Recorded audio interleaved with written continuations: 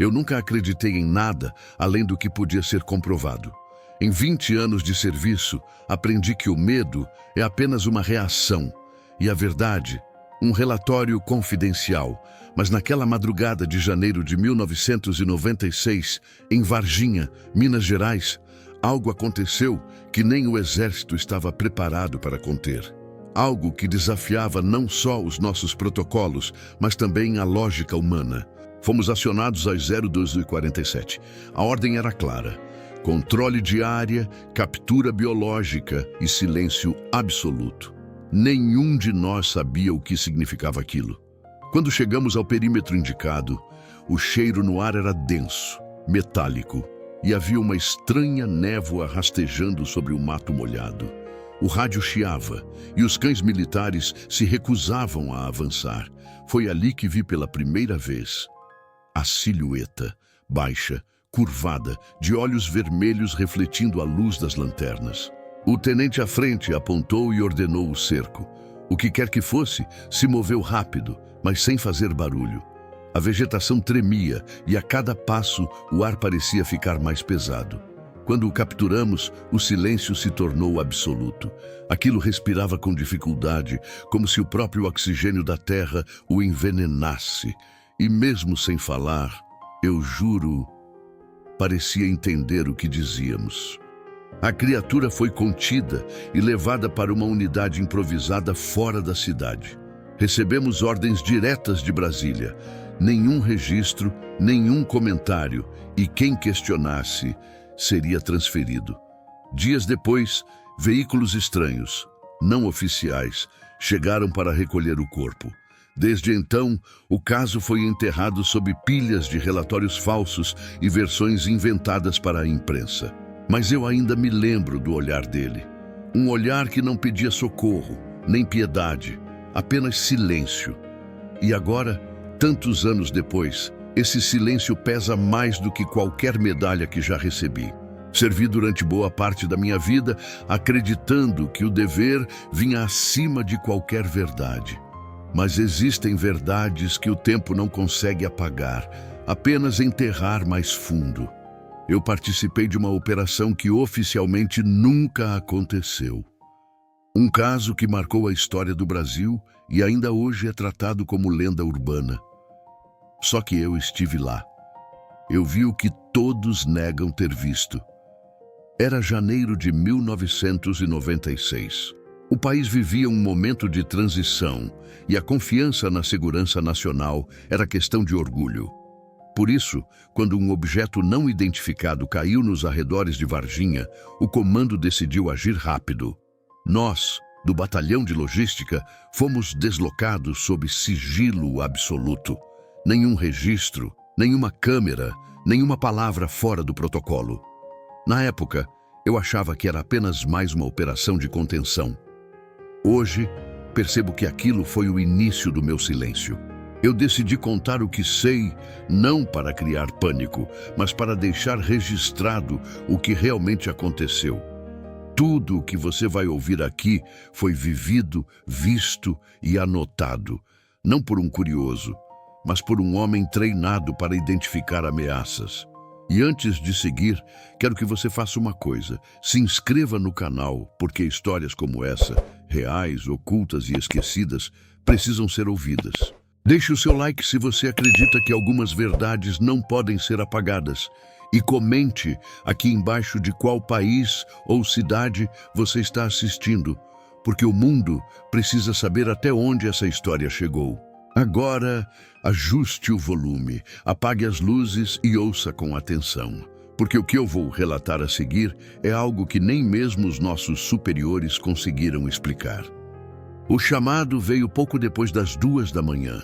Eu estava de plantão na base de Três Corações, quando o telefone interno tocou com o som seco que só usávamos para comunicações de emergência. Operação Nível Vermelho.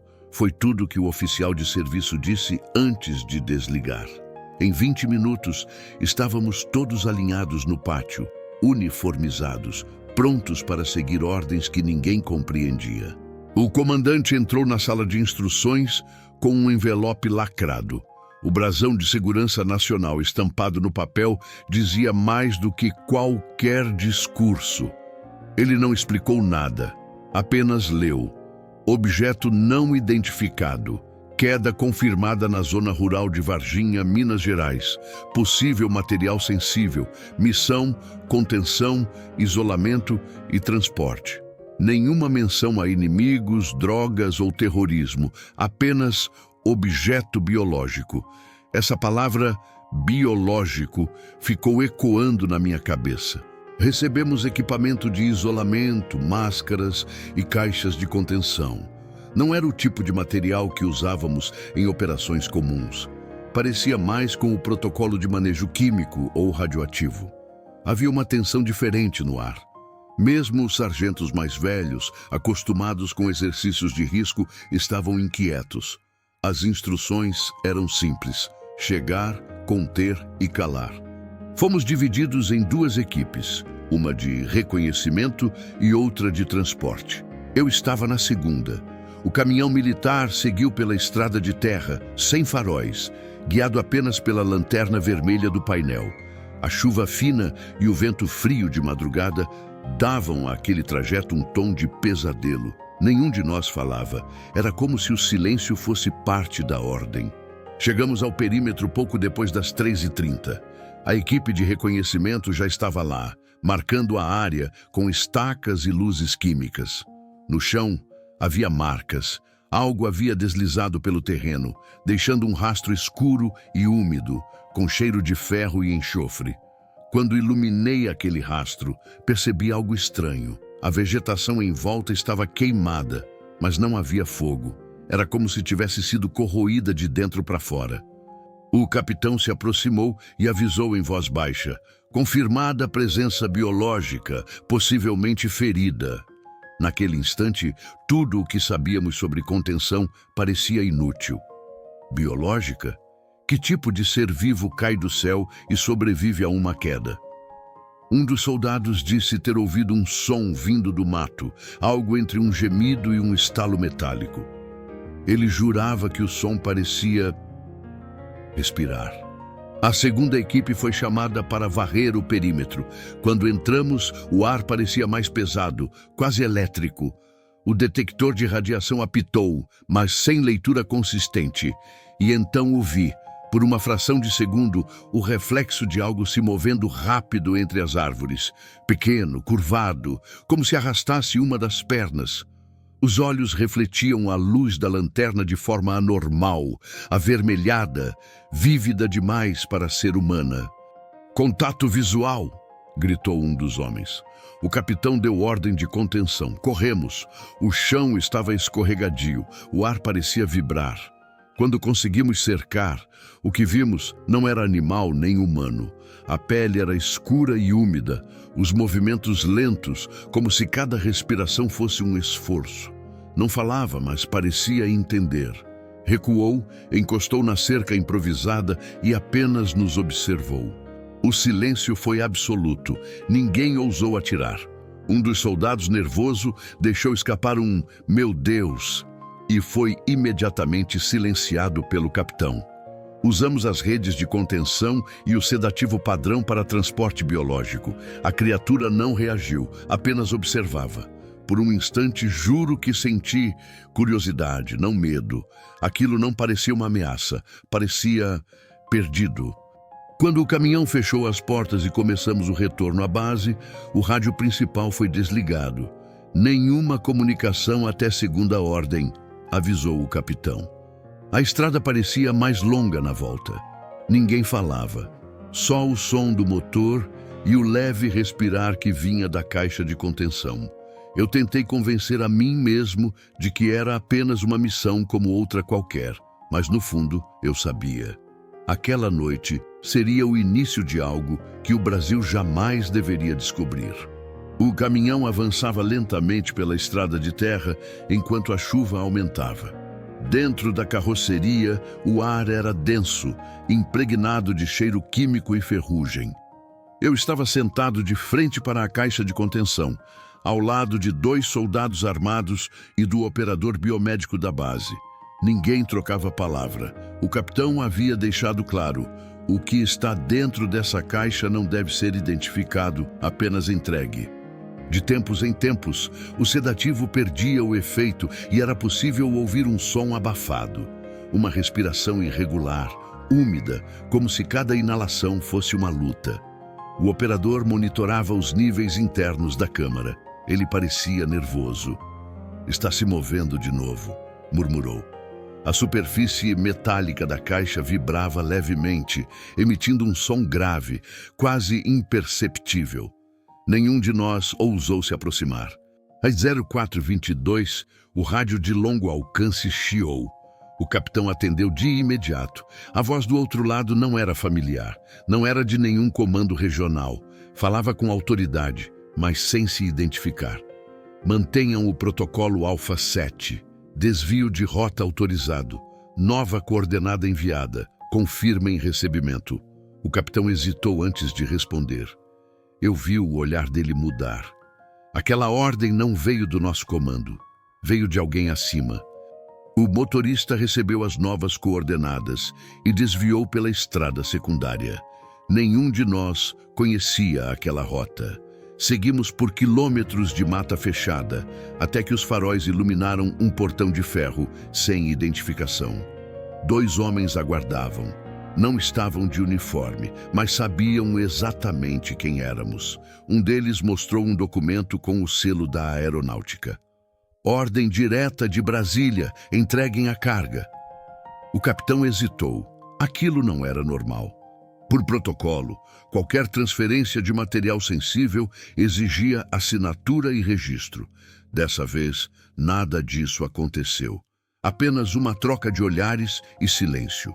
O homem de terno se aproximou e disse: "Vocês não viram nada. A partir deste momento, a missão está encerrada." Mas o olhar dele, frio, firme, sem piscar. O tipo de olhar que carrega segredos demais para serem ditos em voz alta. Enquanto descarregávamos a caixa, percebi que o ar ao redor parecia mais frio. A criatura ainda estava viva. O visor mostrava sinais fracos, mas constantes. Quando a luz da lanterna cruzou o vidro de observação, vi por um segundo aquele olhar novamente. Olhos grandes, vermelhos, cheios de uma estranha calma. E naquele instante senti algo que nunca havia sentido em serviço. Não era medo. Era a sensação de estar sendo observado de volta, por algo que me compreendia. Os homens levaram a caixa para dentro da instalação. O portão se fechou atrás deles e o som metálico ecoou na madrugada. Ficamos do lado de fora, sem saber o que fazer. O capitão ordenou o retorno imediato. "Missão encerrada", repetiu com a voz trêmula. No caminho de volta, ninguém trocou palavra. Era como se cada um de nós tivesse deixado uma parte de si dentro daquele portão. De manhã, ao chegar à base, fomos recebidos por uma equipe de comunicação interna. "Assinem os relatórios e retornem aos alojamentos. A operação será classificada. Nenhuma explicação, nenhum debriefing." Quando perguntei sobre o destino da carga, o superior apenas respondeu: "Você não precisa saber, soldado. Considere-se dispensado." Foi a primeira vez que senti que o silêncio fazia parte do uniforme. Dias depois, boatos começaram a circular. Civis haviam visto veículos estranhos, helicópteros voando baixo e até homens recolhendo destroços na zona rural. A imprensa falava em criaturas pequenas e assustadas. O exército negava tudo. Eu tentava me convencer de que aquilo não passava de histeria coletiva, mas à noite, ao fechar os olhos, ainda ouvia aquele som abafado, aquela respiração. Na semana seguinte, recebemos novas ordens: destruir todos os registros, limpar a área e esquecer o ocorrido. O relatório oficial mencionava apenas a queda de um drone experimental. Nenhum de nós acreditou nisso. Algo maior estava por trás, e pela primeira vez, percebi que talvez estivéssemos lidando com algo que não pertencia a este mundo. E o mais assustador é que alguém em Brasília sabia disso muito antes de nós. Na manhã seguinte à entrega da carga, a rotina na base mudou completamente. Ordens novas chegaram, assinadas por nomes que eu nunca tinha visto. Todas as comunicações externas foram bloqueadas. Qualquer tentativa de contato com outras unidades era interceptada. Parecia que, de repente, estávamos isolados dentro do próprio exército. A sensação era clara. Éramos testemunhas de algo que não deveríamos ter visto. O capitão foi o primeiro a desaparecer. Disseram que havia sido transferido para Brasília, mas ninguém viu o helicóptero de transporte chegar. Seu alojamento foi esvaziado em silêncio, sem qualquer registro no sistema. Em seu lugar, apareceu um novo oficial, com crachá civil e olhar clínico. Ele nos reuniu no refeitório e disse apenas: "O caso de Varginha foi encerrado. Não existe relatório, não existe missão. Qualquer menção ao ocorrido será tratada como violação de segurança nacional." As palavras dele soaram mais como uma ameaça do que um aviso. Eu tentei questionar, mas a resposta foi o silêncio. A partir daquele momento, cada conversa entre nós parecia vigiada. Os rádios tinham ruídos constantes e os telefones apresentavam interferências estranhas. À noite, eu via luzes sobrevoando a base, helicópteros sem marcação, voando baixo, sem ruído.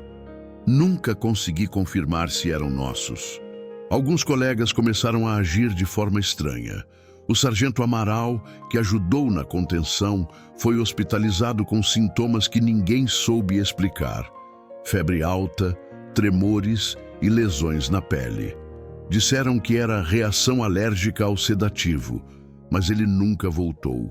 Os poucos que tentaram falar sobre o caso foram transferidos ou silenciados por processos disciplinares. Era como se o exército estivesse limpando a própria memória. Certo dia, recebi uma convocação para comparecer ao setor médico. Lá, fui submetido a uma bateria de exames que jamais constaram no meu histórico. Amostras de sangue, de saliva e até um mapeamento ocular. O médico não explicou nada, apenas anotava e dizia: "Rotina, soldado, apenas rotina." Mas a expressão dele era a de quem sabia exatamente o que estava procurando. À noite, encontrei um envelope embaixo da minha cama. Dentro havia uma foto borrada. Mostrava a estrada onde tínhamos feito a captura, com uma sombra ao fundo, algo humanoide, curvado, e uma anotação à caneta: "Vocês não viram tudo."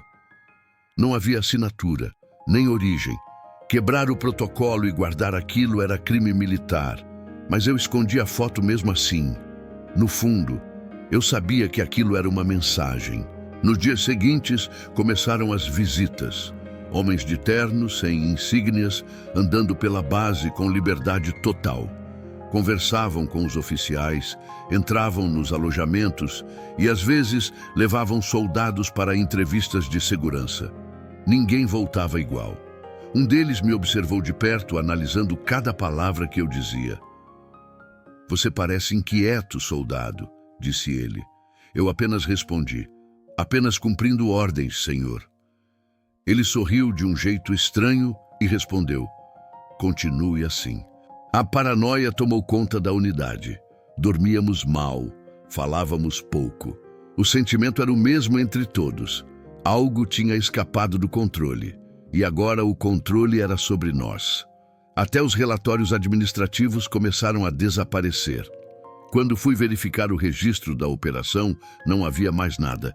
Nenhum protocolo Alpha 7, nenhuma missão em janeiro de 1996. No sistema, eu sequer constava como participante de operação alguma naquele mês. Era como se eu nunca tivesse estado lá.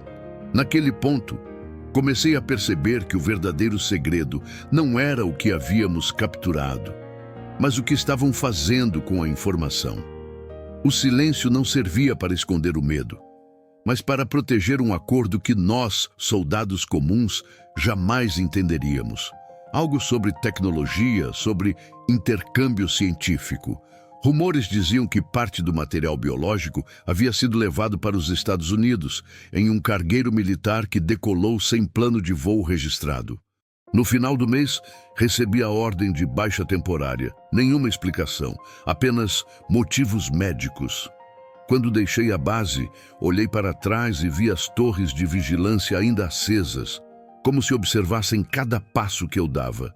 Naquele momento, percebi que o caso de Varginha não havia sido apenas uma operação. Era um pacto de silêncio. Um pacto entre quem viu e quem decidiu que o mundo nunca deveria saber. O afastamento temporário durou pouco. Logo percebi que não era um descanso, mas uma forma elegante de me tirar do caminho. Mesmo fora da base, eu sentia que ainda estava sendo observado. 2 carros idênticos, um preto e um prata, sempre apareciam nas mesmas esquinas quando eu saía de casa. Minha linha telefônica apresentava chiados constantes. Eu conhecia bem os protocolos de vigilância e alguém estava usando todos eles contra mim. Tentei retomar a rotina, mas a mente de um soldado não se desliga tão fácil. As imagens daquela noite em Varginha voltavam sempre que eu fechava os olhos. O corpo, o olhar, o som da respiração. Era impossível esquecer. E quanto mais o tempo passava, mais eu sentia que a verdade estava sendo cuidadosamente reescrita. As notícias na televisão falavam de histeria coletiva e mal-entendidos. Eu sabia que aquilo era mentira. Eu estive lá. Comecei a procurar antigos colegas de operação. Poucos quiseram falar. A maioria evitava o assunto. Um deles, o Cabo Menezes, concordou em me encontrar discretamente em Belo Horizonte. Ele parecia nervoso, abatido. Eles estão apagando tudo, até os registros médicos, disse. O Amaral morreu e o corpo foi levado sem autorização da família. Antes que pudesse dizer mais, Menezes olhou por cima do ombro e se calou. Naquela mesma semana, soube que ele havia desaparecido. Usei contatos antigos para rastrear as coordenadas do local onde entregamos a carga. Descobri que a área havia sido adquirida por uma empresa privada, registrada em nome de um laboratório de pesquisas ambientais. Mas o endereço no contrato levava a um prédio vazio em Brasília, pistas falsas, rastros cuidadosamente apagados. Ainda assim, encontrei uma coisa: um documento de transporte aéreo com carimbo americano e uma data, 27 de janeiro de 1996, 3 dias após a captura. Foi o suficiente para confirmar minhas suspeitas. O material havia sido levado para fora do país. Enviei cópias do documento para um jornalista independente, conhecido por investigar assuntos militares. 2 dias depois, ele me ligou com a voz trêmula. Você sabe com o que está mexendo? Isso vai muito além de Varginha. Quando perguntei o que ele queria dizer, a ligação caiu. No dia seguinte, o número já não existia. A partir daí, o medo virou rotina. Eu não dormia mais do que 2 horas por noite. Tinha pesadelos com sirenes, com luzes brancas e com aquele olhar, o olhar da criatura. Parecia um pedido mudo, uma tentativa de comunicação que eu ainda não compreendia. Comecei a me perguntar se ela realmente estava morta quando a entregamos. Nenhum de nós confirmou a morte. Apenas cumprimos ordens. E ordens podem mentir. Certo dia recebi uma correspondência sem remetente. Dentro havia um disquete. Sim, um disquete, com arquivos criptografados e uma única palavra no rótulo: CIVAM. Na época, o sistema de vigilância da Amazônia ainda estava em implementação. Mas ao abrir os dados, usando um computador antigo, encontrei algo inesperado. Relatórios de observação aérea sobre anomalias térmicas não identificadas, registradas desde 1993. As coordenadas incluíam Varginha. Isso mudou tudo. Se havia registros prévios, então o que aconteceu em 1996 não foi um acidente, foi o resultado de um acompanhamento. O governo sabia que algo estava vindo. Talvez o objeto tenha sido abatido, talvez tenha caído sozinho. Mas a operação não foi improvisada, foi planejada, e se foi planejada, então havia colaboração internacional. A bandeira brasileira, nesse caso, era apenas fachada. Continuei a investigar em silêncio, cruzando documentos, relatórios e depoimentos. Aos poucos, percebi que os mesmos nomes apareciam em diferentes operações não oficiais. Empresas contratadas pelo governo americano, consultores de defesa e cientistas com histórico em biotecnologia. O padrão era claro. Cada aparição de um objeto não identificado no Brasil terminava com o mesmo protocolo: isolamento, silêncio e transporte para fora do país. O caso de Varginha foi só o que escapou ao controle. Quando finalmente entendi o tamanho do encobrimento, senti uma mistura de raiva e impotência. Eu era apenas uma peça descartável num jogo muito maior. A verdade não estava escondida em cofres secretos. Estava espalhada em fragmentos, visíveis apenas para quem ousasse olhar com atenção. E talvez foi exatamente por isso que me deixaram vivo. Porque sabiam que ninguém acreditaria em mim. E agora, ao contar isso, talvez estejam me ouvindo outra vez. Demorei meses para juntar as peças, mas o que descobri superava qualquer limite de compreensão humana. Tudo começou quando recebi uma ligação de um número internacional. A voz era feminina, com sotaque estrangeiro. "Você quer saber o que fizeram com o espécime?" perguntou. Eu não respondi. Ela continuou. "Eles nunca quiseram estudar. Queriam copiar." A ligação durou menos de 1 minuto, mas foi o suficiente para acender algo dentro de mim. Eu precisava ir até o fim. Usei o pouco que restava dos meus contatos para rastrear o carregamento aéreo de 27 de janeiro. A rota terminava em uma base da Força Aérea dos Estados Unidos no Novo México. O destino final: Área de Contenção Biológica 12B. Mas o mais estranho era a assinatura nos documentos. Um oficial brasileiro de alto escalão, ou seja, o nosso próprio governo autorizou o envio. O Brasil entregou o que encontrou e, em troca, recebeu silêncio.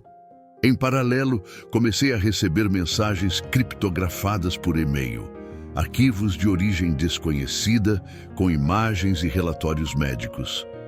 Em uma delas, havia uma fotografia, em baixa resolução, mas inconfundível. O corpo que capturamos estava sendo mantido em uma câmara de contenção, vivo, tecido cicatrizado, sinais vitais estáveis e um detalhe que me gelou o sangue: os olhos ainda estavam abertos. E olhando para a câmera, a cada documento novo, a história se tornava mais macabra. O espécime estava sendo usado em experimentos conjuntos, envolvendo biologia e engenharia reversa. Parecia ficção, mas os relatórios eram oficiais. O nome da operação: Projeto Aurora. O objetivo: extrair informações sobre tecnologia adaptativa orgânica. Em outras palavras, queriam aprender como aquele ser sobrevivia fora do próprio ambiente e usar isso em nós. Naquele ponto eu sabia demais. O medo já não era uma opção, era rotina. Certa madrugada, percebi passos do lado de fora da minha casa. Luzes discretas, sombras se movendo. Quando saí, o portão estava entreaberto e uma carta havia sido deixada no chão. Nenhum remetente, apenas uma frase: "Você não devia ter continuado." Dentro, havia uma foto minha, tirada no dia anterior. Eles sabiam onde eu estava, o que eu fazia e o que eu estava prestes a revelar. Mesmo assim, decidi gravar este relato. Cada palavra, cada detalhe, não para me proteger, mas para garantir que, se algo acontecer comigo, alguém possa continuar. O mundo precisa saber o que aconteceu naquela noite em Varginha. Precisa saber que aquilo não foi um engano, nem um mito rural. Foi uma operação militar real, conduzida sob ordens diretas, com participação internacional. E que o ser que capturamos ainda estava vivo semanas depois da queda. Encontrei um último arquivo, o mais perturbador de todos. Um vídeo datado de março de 1996. Mostrava um laboratório iluminado por luz branca. No centro, a criatura, agora conectada a diversos cabos e sensores. Ela parecia mais fraca, mas ainda consciente. Quando um dos cientistas se aproximou, ela levantou o rosto lentamente. E então, pela primeira vez, ouvi algo vindo dela. Não uma palavra, mas um som agudo, quase humano. O operador recuou e o vídeo terminou abruptamente. A partir desse ponto, qualquer dúvida deixou de existir. Não era um animal. Não era um experimento terrestre, era uma forma de vida inteligente, talvez ferida, talvez em fuga. E nós fomos os carcereiros. O Brasil não capturou um inimigo, capturou um pedido de socorro. E em vez de ajudar, vendemos o silêncio, vendemos a verdade. Agora, ao escrever isso, sinto o peso do que carrego. Sei que essa gravação, se chegar às mãos erradas, vai selar meu destino. Mas também sei que há momentos em que o dever muda de forma. Eu servi à pátria com honra, mas há um limite entre lealdade e cumplicidade. E neste momento, minha única lealdade é a verdade. Se alguém ouvir isso, saiba que o caso de Varginha não terminou. Ele apenas começou. Porque se o que descobri for real, e tudo indica que é, aquilo que caiu em Minas Gerais não veio sozinho. As anomalias térmicas registradas continuam acontecendo. E há relatos de novos avistamentos no interior do país, todos perto de bases militares. Talvez estejam procurando o que perdemos, ou quem capturou. E se for esse o caso, então o silêncio não vai nos salvar. Vai apenas nos atrasar. Hoje, tantos anos depois, ainda acordo no meio da noite com o mesmo som ecoando na cabeça. Aquele grito, agudo, humano e estranho, vindo de dentro da câmara de contenção. Às vezes, acho que foi um pedido de ajuda. Outras vezes, um aviso. O tempo passou, mas o peso nunca saiu. Vivo em uma cidade pequena agora, longe de Varginha, longe de tudo. Mas há noites em que o ar fica pesado, como se alguém me observasse. E nessas noites, as luzes da rua piscam. Sempre 3 vezes, sempre do mesmo jeito. Talvez esse seja o preço de saber demais. O governo pode apagar relatórios, alterar datas, destruir provas, mas não pode apagar a consciência de quem viu. Eu não espero perdão, nem reconhecimento. Só espero que, quando este relato vier à tona, alguém entenda que o verdadeiro segredo nunca esteve nos céus, mas no que fizemos com o que veio de lá. Se você chegou até aqui, mantenha os olhos abertos, questione tudo e, principalmente, não confie no silêncio, porque o que caiu em Varginha em 1996 pode muito bem ter sido o primeiro aviso e nós o ignoramos. Agora, talvez eles estejam apenas esperando a próxima oportunidade para serem ouvidos novamente.